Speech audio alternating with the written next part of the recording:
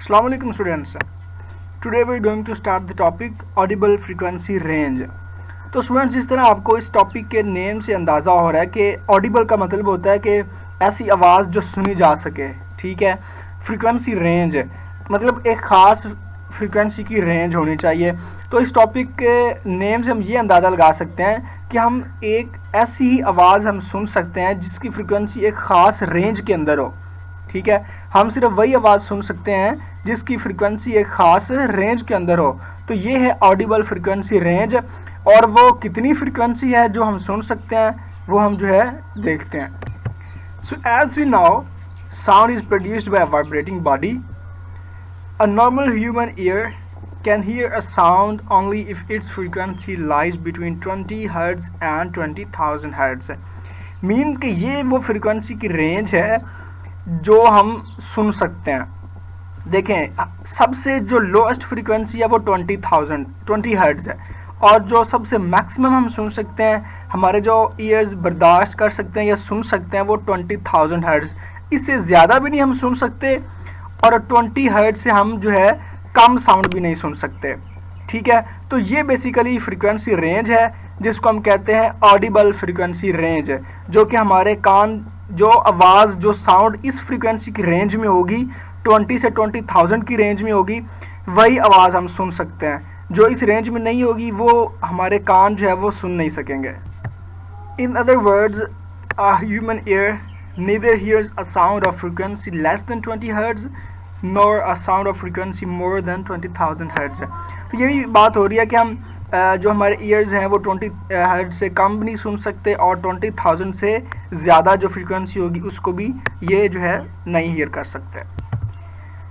Different people have different range of audibility, it decreases with age. तो ये जो हम फ्रीक्वेंसी की रेंज की बात कर रहे हैं ये हमेशा एक जैसी नहीं रहती। जैसे जैसे एज हमारी बढ़ती है, ये जो हमारी सुनने की फ्रीक्वेंसी रेंज है ये डिक्रीज़ होना शुरू हो जाती है। एज के साथ ये डिक्रीज़ हो जाएगी। ये एमसीक्यूज़ भी है। Young people can hear sound of 20,000 hertz. जो यंग चिल्ड्रन हैं वो 20,000 हर्ट्ज तक जो है मैक्सिमम सुन सकते हैं। But old people can not here sound even above 15,000 hertz.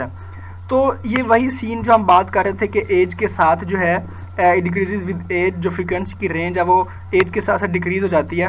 तो जिस तरह कोई मशीन चल चल के जो है वो ख़राब होना शुरू हो जाती है, तो यहाँ पे वही सीन है। जो ओल्ड पीपल होते हैं उनके जो ईयर्स होते हैं, उनकी जो वर्किंग एबिलिटी है वो थोड़ी कम हो जाती है, उनकी सेंसिटिविटी जो होती है वो थोड़ी सी कम हो जाती है। दैट्स वाई वो जो है सिर्फ 15,000 की फ्रीक्वेंसी तक ही जो है वो आवाज़ सुन सकते हैं, ठीक है। तो ये है Audible frequency range. Now what is the definition of Audible frequency range? The range of frequencies which a human ear can hear is called audible frequency range।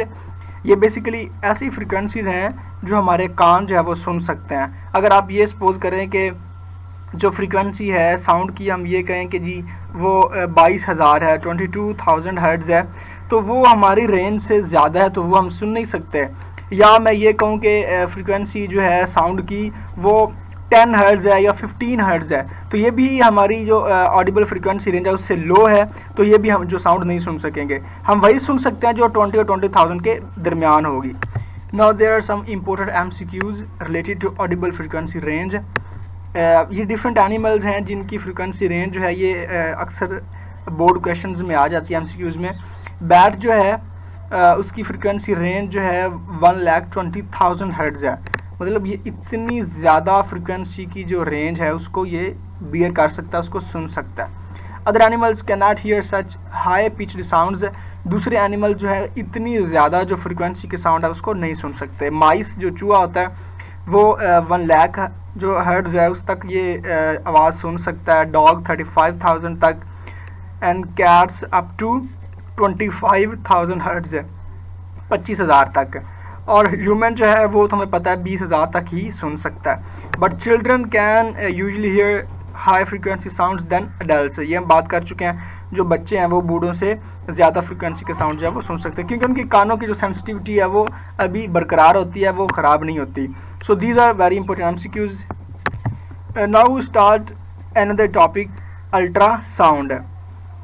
तो अल्ट्रासाउंड क्या है जी? तो अल्ट्रासाउंड भी बेसिकली साउंड वेव्स ही होती हैं जिनकी जो frequency है हायर देन 20,000 हर्ट्ज तक होती है।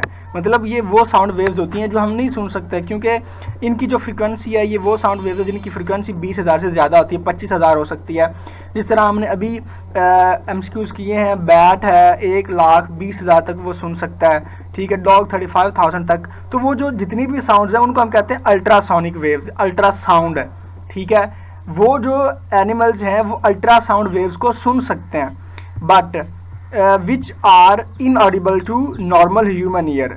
लेकिन ये जो साउंड्स हैं ये हम नहीं सुन सकते। ये एनिमल्स जो साउंड है वो सुन सकते हैं, बट हम इन साउंड्स को बियर नहीं कर सकते, इनको हम सुन नहीं सकते, क्योंकि इनकी जो फ्रीक्वेंसी है इन साउंड वेव्स की हायर देन 20,000 हर्ट्ज तक होते हैं। ये हमारी फ्रीक्वेंसी रेंज से बाहर है।